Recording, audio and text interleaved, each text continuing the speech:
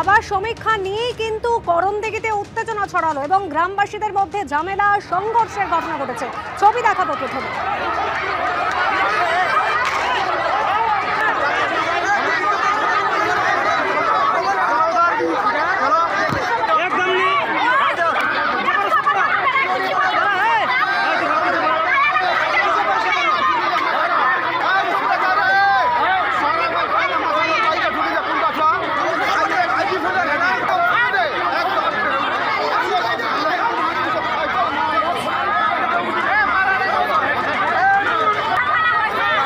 আবাস নিয়ে দুদল গ্রামবাসীদের মধ্যে সংঘর্ষ এবং এই সংঘর্ষের জেরে 5 জন আহত হয়েছেন বলে অভিযোগ।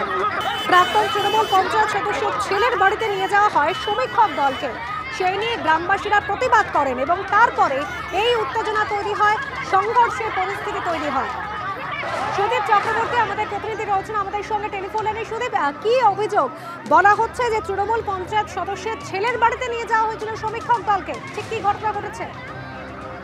দেখো অনুষ্কা, তোমাকে বলি, গতকাল দুপুর 2:30 নাগাদ কিন্তু এই ঘটনা। করণদিঘি ব্লকের যে আবাস সমীক্ষক দল, তারা কিন্তু ওই আসমা বিবি নামের 2 নম্বর গ্রাম পঞ্চায়েতের বটতলা এলাকায় একজন প্রকৃত প্রাপকের বাড়িতে যাওয়ার জন্য তারা উদ্দেশ্যে রওনা দেন।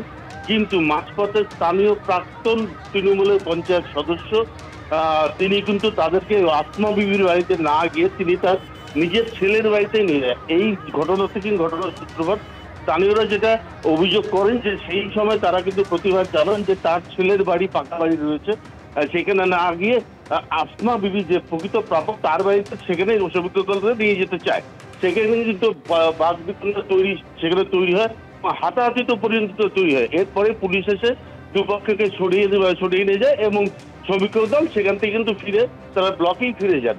তারপরে সন্ধ্যে 6টা নাগাদ ওই যে তৃণমূল প্রাক্তন পঞ্চায়েতের সদস্য রয়েছেন তিনি তার দলবল নিয়ে যারা প্রতিবাদ করেছিলেন তাদের বাড়িতে চড়াও হয়ে, তাদের দোকানে চড়াও হয়ে তাদেরকে বিভৎসভাবে তাদের মারধর করা। তার সিসিটিভি তুমি ফুটেজ নিশ্চয়ই দেখতে পাচ্ছ।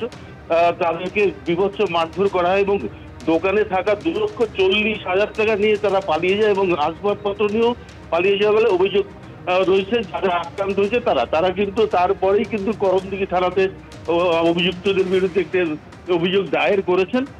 পুলিশ সূত্রে আমরা যেটা জানতে পেরেছি, পুলিশ ঘটনাস্থলে পৌঁছে গিয়ে কিন্তু যারা এই ঘটনাটা যুক্ত তাদেরকে খুঁজে পাওয়া যায়নি। বর্তমানে তারা পলাতক অবস্থায় রয়েছে।